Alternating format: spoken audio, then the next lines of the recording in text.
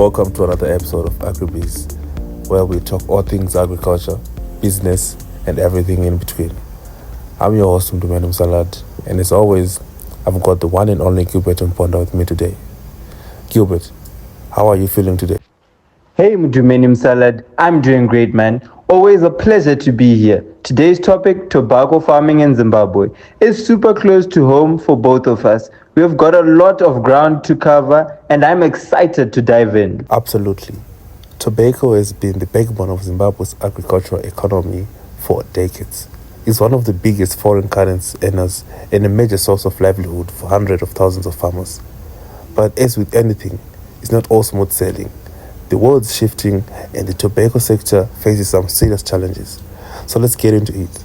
Gilbert, why don't you start by telling us why tobacco is so crucial to Zimbabwe's economy? For sure, tobacco is not just a crop in Zimbabwe, it's a major pillar of the economy as mentioned. It brings in a significant chunk of foreign currency, about 10 to 15% of the country's total exports. And it's not just about the money, the tobacco industry is a major employer. We're talking about over 200k smallholder farmers plus workers, employees involved in the processing and distribution chains. It is one of those industries that's deeply woven into fabric of Zimbabwe's rural economy, keeping a lot of families alive and bringing money. So it's an important industry and goes beyond just economic numbers. Right. Tobacco's impact runs deep. But with all that importance, the industry faces its share of challenges, right? We've got the environmental side of things, and then there's the change in global demand. So let's start with the environment. Cupid, one of the biggest concerns with tobacco farming is deforestation. So what's going on there?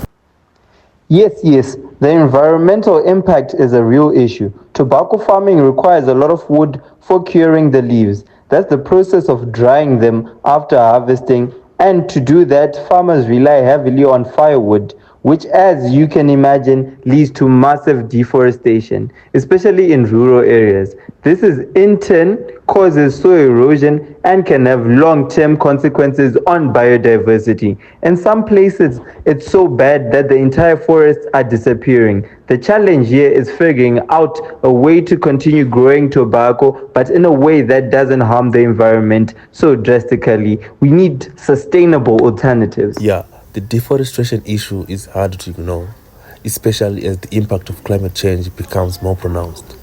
So, what alternatives are farmers looking into, or what's being done to address these deforestation problems? There are a few alternatives, but the biggest challenge is scaling them. Some farmers are experimenting with solar-powered curing systems, which use solar energy instead of firewood to dry the tobacco. It's a great idea, but they're still widespread because of the initial cost and the lack of access to that kind of technology. Another solution is agroforestry, planting trees alongside tobacco crops to help restore the environment that way. Farmers can still benefit from tobacco production while protecting the soil and surrounding ecosystems. But again, it's all about getting these practices adopted on a longer and a larger scale. It's definitely not a quick fix. There's a lot of work to be done to transition into these more sustainable methods. Now let's shift gears a little bit. Another challenge that's creeping in for the tobacco industry is the global shift away from smoking. Many countries are ramping up anti-smoking regulations and smoking rates in some parts of the world are declining. So how do you see that affecting the Zimbabwe's tobacco industry, Kubet? Yes, that's a big one. Smoking rates are down and in developing countries, and public health campaigns are pushing harder than ever for people to quit. For Zimbabwe, this poses a risk because tobacco has traditionally been a product exported to those markets. But what's interesting is that there are still strong demands in places like China, so it's not all doom and gloom. However, the global market is definitely changing and Zimbabwe needs to adapt. This is where diversification becomes crucial, looking at reduced risk products like vaping or smokeless tobacco, or even branching out another tobacco-derived products like cosmetics or pharmaceuticals. The key is not to just rely on traditional cigarette exports, but also explore these new markets and product types. I love the fact that you brought up diversification. It's clear that Zimbabwe doesn't rely solely on traditional markets, but what about the farmers themselves?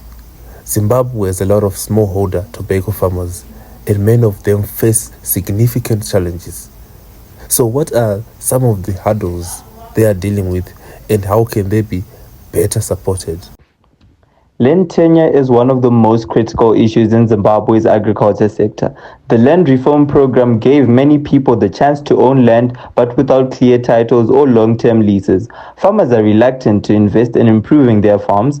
If you don't know if you will be there on that land for more than 10 years, it's hard to justify spending money on irrigation systems or soil conservation techniques. In tobacco industry, it's even more complicated because tobacco requires long-term planning. If Zimbabwe can offer more secure land rights, it would encourage more investments and innovation, and that could help transformation in the agricultural industry. That makes sense. Without that support, it's tough to see significant progress.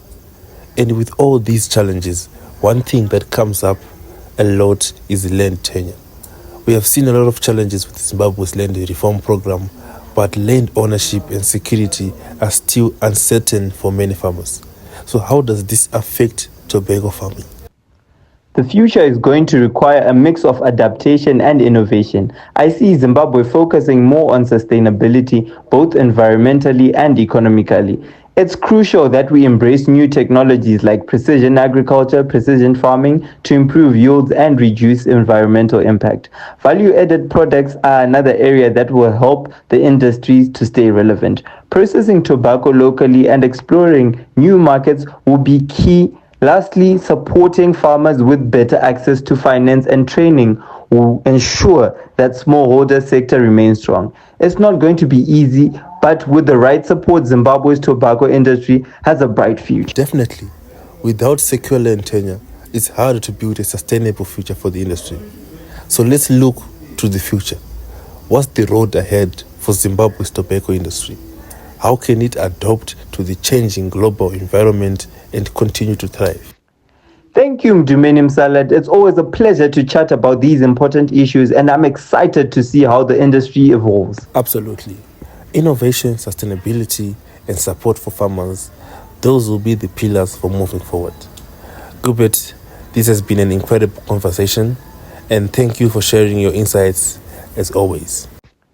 Thank you, Mdumeni Salad. It's always a pleasure to chat about these important issues, and I'm excited to see how the industry evolves. And a big thank you to all our listeners for tuning in. So if you enjoyed this episode, please make sure to subscribe to our Agribiz podcast on YouTube and our Facebook page. Follow and subscribe and like for more discussions on Zimbabwe's agriculture and business landscape. Until next time, stay informed and keep growing.